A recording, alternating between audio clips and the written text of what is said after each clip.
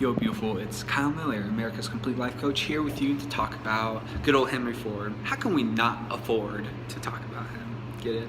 Sorry, Chevy fans, but this one really is out to the Ford, the man, the myth, the legend, and his attitude that he brought to innovation.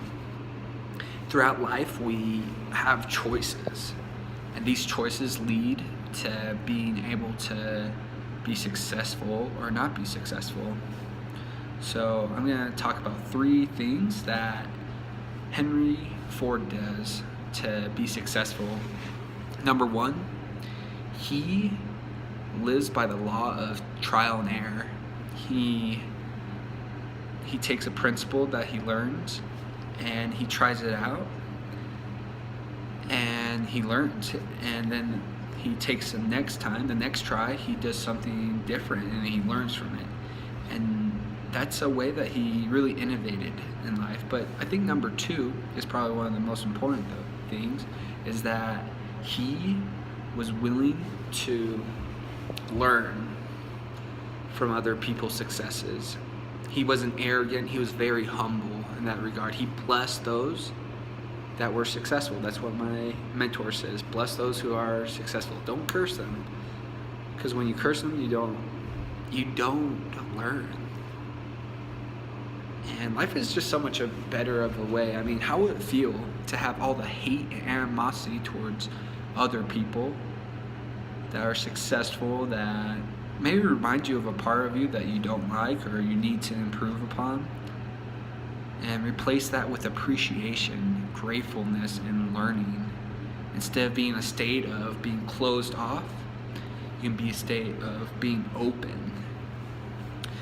And I know that as you're able to be in that receptive state, you're able to learn a lot more. You're able to speed up your progression. And not only that, you're a pleasure to be around. And you're able to really help others have that positive attitude. And a story that Ford really lived this principle was his main success. He didn't create the car, vroom vroom. He didn't create that. I guess that's a motorcycle, so okay. But technicalities with hand motions. He didn't create the car. He didn't create the assembly line, but he put those 2 things together because he was willing to learn from other people. And because of that, he was able to build a car for the average man to have. And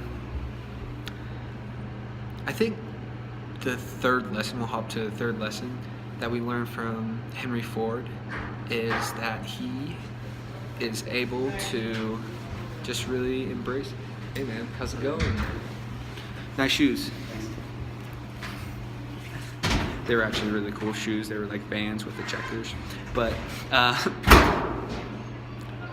where was I? Oh yeah, so when we were able to, number 3 is he was able to be around people that were successful. He did camping trips with other people.